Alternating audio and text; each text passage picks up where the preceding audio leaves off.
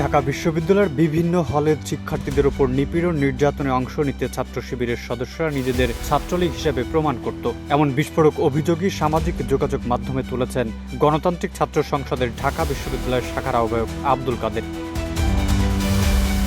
এই পোস্টের পাল্টা জবাব দিলেন এবার ছাত্র শিবিরের বর্তমান কেন্দ্রীয় কমিটির প্রকাশনা সম্পাদক এবং ঢাবি শাখার সাবেক সভাপতি মোহাম্মদ আবু সাদিক কায়েম। ৩ আগস্ট রাতে নিজের ফেসবুক প্রোফাইলে দেওয়া বিশাল এক স্ট্যাটাসে তিনিও নানা অভিযোগ করেন। সাদিককে মূলত কাদেরের তোলা নানা অভিযোগ খণ্ডন করেছেন। পোস্টে সাদিক লিখেন, বিপ্লবের পর দুইটি কনসার্ন ছিল। প্রথমটি ছিল অপরাধের বিচার, দ্বিতীয়টি ছিল বিচারের নামে নিরীহ কোনো ব্যক্তির হয়রানি না হওয়া। সে সময় অনেকেই বিভিন্ন মাধ্যমে যোগাযোগ করে জানান যে তারা ছাত্রলীগের সাথে যুক্ত থাকলেও কোনো ফৌজদারি অপরাধ করেনি এবং ব্যক্তিগত আক্রোশবশত মামলায় তাদের নাম যুক্ত করা হচ্ছে। আরমান ও মাহিন প্রসঙ্গে সাদিক কায়েম বলেন, গণহারে মামলা আশঙ্কা থাকায় নিরাপরাধ কেউ যেন ভিকটিম না হয় তা যাচাই করতেই সংস্কার কমিশন সদস্য আরমান ও মাহিনকে অধিকতর তদন্তের কথা বলা হয়েছে।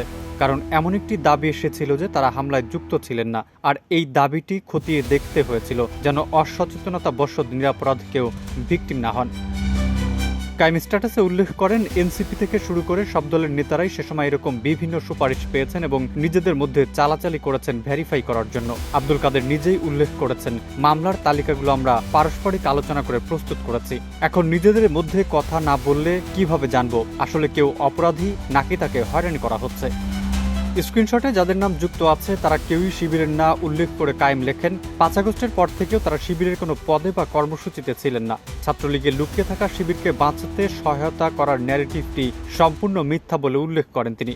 এমনকি সাইদি নামের এক ছেলেকে মামলা থেকে বাঁচাতে বিভিন্ন জায়গায় কল করার ব্যাপারও মিথ্যা বলে জানান সাদিক কায়েম। তিনি বলেন, সাইদি অপরাধী, তাকে বাঁচানোর কোনো প্রশ্নই আসে না। মহসিন হলের একজনের সাথে আমাকে জড়িয়ে মিথ্যা অপবাদ দেওয়া হচ্ছে বলে স্ট্যাটাসে উল্লেখ করেন সাদিক কায়েম। তিনি লেখেন, শাহাদাতকে আমি চিনি না। স্ট্যাটাসে সাদিক লিখেন, কাদের লিখেছেন ২৪ সালের সেপ্টেম্বরে এই মামলা হওয়ার পর শাহাদাতকে নিয়ে একজন পোস্ট করেন। পরবর্তীতে ওই পোস্টদাতার সাথে শিবিরের তৎকালীন সভাপতি সাদিক কায়েম যোগাযোগ করেন। প্রশ্নচিঠি দিয়ে সাদিক লেখেন, আমি যদি ফোন দিতেই চাইতাম তাহলে তো সেটা মামলা হওয়ার আগেই দেওয়ার কথা ছিল। মামলা হওয়ার পরে কেউ একজন ফেসবুকে পোস্ট দিলে সেই পোস্টদাতাকে ফোন দেওয়ার কি দরকার? শিবিরের কানেকশন ব্যবহার করে জুলাইয়ের বড় নেতা হয়েছে, কিন্তু এখন উগ্র শিবির বিদ্বেষী এমন মানুষের সংখ্যাও কম না। উল্লেখ করে সাদিক লিখেন, ব্যক্তিগত সুবিধা লাভের উদ্দেশ্যে কেউ শিবিরের সাথে যোগাযোগ রাখে, পরবর্তীতে কলেজ বা বিশ্ববিদ্যালয় জীবনে শিবির বিরোধী ভূমিকা নেয় অথবা ছাত্রলীগে যুক্ত হয়।